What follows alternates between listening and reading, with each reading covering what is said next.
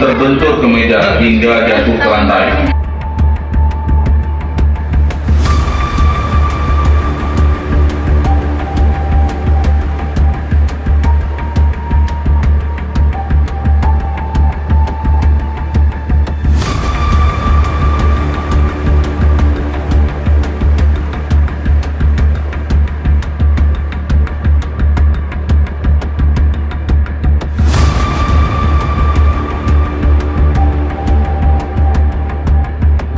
Anak udah nggak ada lagi, dinyatakan meninggal. Semua apain dia?